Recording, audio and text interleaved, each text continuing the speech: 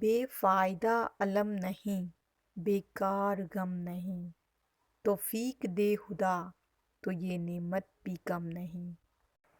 یا رب ہجوم درد کو دے اور وسعتیں، دامن تو کیا ابھی میری آنکھیں نہیں۔ مرگِ جگر پہ کیوں تیری آنکھیں ہیں اشک بار، ایک سانحہ سہی مگر اتنا اہم نہیں۔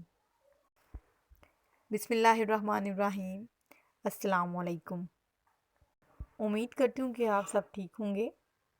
آج جو میرا ٹاپک ہے وہ ہے کلام میر کے بارے میں گفتگو، مثلث اور مربع کے بارے میں، اور میر کے نشاط انگیز اشعار۔ ٹاپک کی طرف جانے سے پہلے آج کا پیغام یہ ہے۔ ایک کسان اور اس کی بیوی ایک گھر میں رہتے تھے۔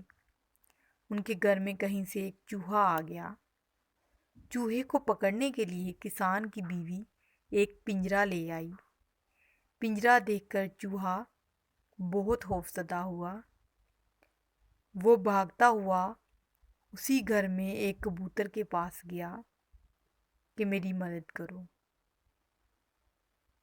کبوتر بہت ہنسا اور کہا کہ یہ میرا مسئلہ نہیں ہے۔ اب چوہا مرغے کے پاس گیا اور اس کو پنجرے کے بارے میں بتایا۔ اس نے بھی ہنس کر کہا کہ یہ میرا مسئلہ نہیں ہے۔ پھر وہ بکرے کے پاس گیا اور اسے پنجرے کے بارے میں بتایا۔ اس نے بھی ہنس کر جواب دیا کہ یہ میرا مسئلہ نہیں ہے۔ پھر کیا ہوا کہ اسی رات ایک سانپ کہیں سے گھر میں آ گیا اور پنجرے میں پھنس گیا۔ اس کی دم کٹ گئی اور وہ اور بھی زہریلا ہو گیا۔ بیوی رات کو اٹھی اور اسے یہی لگا کہ چوہا پھنس گیا ہے۔ وہ پنجرے کے جب قریب آئی تو سانپ نے اسے ڈنس لیا۔ بیوی کی چیخو پکار سن کر کسان اپنی بیوی کو کسی حکیم کے پاس لے گیا۔ اس حکیم نے کبوتر کا شوربہ پلانے کا کہا، چنانچہ گھر کے کبوتر کو یہ قربانی دینی پڑی، لیکن بیوی ٹھیک نہ ہوئی۔ حکیم نے مرغے کی یہی پینے کے لیے کہا۔ گھر کے مرغے کو ذبح کیا گیا، لیکن بیوی کو آرام نہ آیا اور وہ اگلے ہی دن مر گئی۔ جب بیوی مر گئی تو مہمانوں کی ضیافت کے لیے بکرے کو ذبح کیا گیا اور چوہا بہت دور پہنچ چکا تھا۔ اس کہانی سے ہمیں یہ سبق ملتا ہے کہ جب کوئی آپ کے پاس آئے اپنا مسئلہ لے کر تو کبھی بھی اسے یہ نہ کہیں کہ یہ میرا مسئلہ نہیں ہے۔ ہو سکتا ہے وہ آپ کے مسئلے کی شروعات ہو۔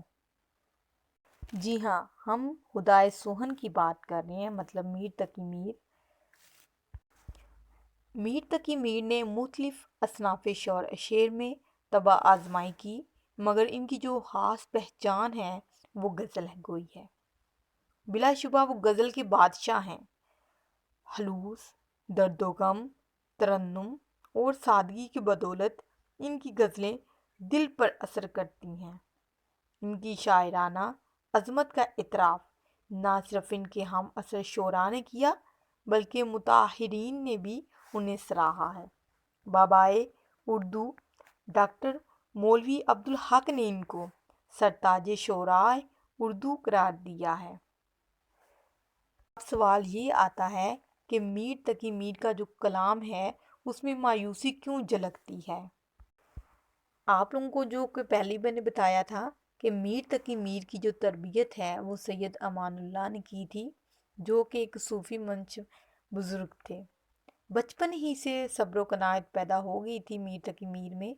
سید امان اللہ خان کی بدولت میر صاحب کو بہت سے صوفی درویشوں اور اہل دل سے ملنے کا اتفاق ہوا اور ان کی سوزوگداز بھری باتیں سننے کا موقع ملا جو کہ ان کے دل میں اتر گئی۔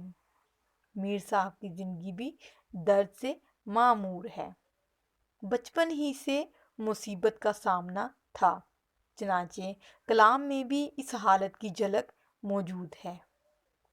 نہ مل میر اب کے امیروں سے تو، نہ مل میر اب کے امیروں سے تو، ہوئے ہیں فقیر ان کی دولت سے ہم۔ پھر جیسا کہ دلی کی بربادی، عزیزوں اور خاندانوں کی تباہی، آئے دن کے انقلاب، مرہٹوں، جاٹوں، درانیوں کی غارت گری اپنی آنکھوں سے میر تقی میر نے دیکھی اور قلم سے پھر لکھا۔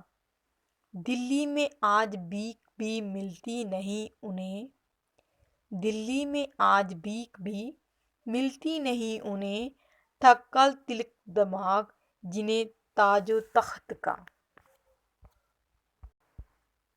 آگے ہے مثلث اور مربع کا موجد۔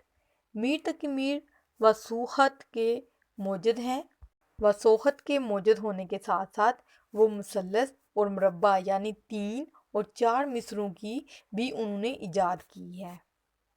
کیونکہ میر تقی میر اعلیٰ پائے کے شاعر ہیں، ہم ان کا کسی کے ساتھ بھی مقابلہ نہیں کر سکتے، لیکن میر و سودا کا موازنہ جب بھی کیا جاتا ہے تو یہ کہنا ٹھیک نہیں کہ میر نے ہجو اور قصیدہ نہیں لکھا۔ انہوں نے ان دونوں صنفوں میں طبع آزمائی کی، مگر کیونکہ ان کی طبیعت ان اصناف کے لیے موزوں نہیں پائی تھی، لہٰذا وہ ناکام رہے۔ میر کے نشاط انگیز اشعار۔ میر صاحب کو یاسیت کا امام بھی کہا جاتا ہے۔ بہت سے کم لوگوں نے یہ سوچنے کی زحمت کی ہے کہ وہ پیغمبر نشاط بھی تھا۔ اس کے یہاں آفاقی صداقتوں کا پرچار بھی ہے کہ دنیا کے ہر ملک اور ہر نسل کے لوگ بلا امتیاز قابل قبول ہے۔ جب ہم کلیات میر کا مطالعہ کرتے ہیں تو غم آمیز اشعار کے ساتھ ساتھ نشاط انگیز اشعار بھی ملتے ہیں جو اس کے فطرت کے اس پہلو کی نقاب کشائی کرتے ہیں جسے علامہ زمانہ کی کثرت نے غم کے دبیز پردوں میں ڈھانپ دیا تھا۔ یہ بات کچھ کم تعجب انگیز نہیں ہے کہ جو شخص شعور کی منزل میں قدم رکھنے سے لے کر لحد میں اترنے تک لاتعداد مصائب کا سامنا کرتا رہا، جس کے دور میں ایک بار نہیں، 2 بار نہیں، 20 بار کشتے ہون سیلاب آئے،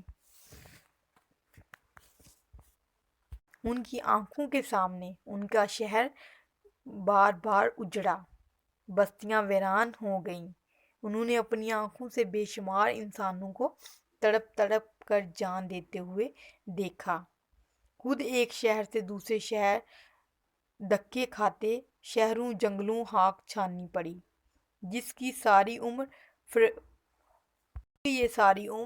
فکر و فاقہ میں بسر ہوئی۔ وہ غم جاناں کا بھی نشانہ بنا رہے اور اس کی کسک بھی اپنے دل میں دبائے نامرادی کے عالم میں دنیا سے رخصت ہو گئے۔ ایسے شگفتہ شعر کیسے کہہ سکتا ہے بھلا؟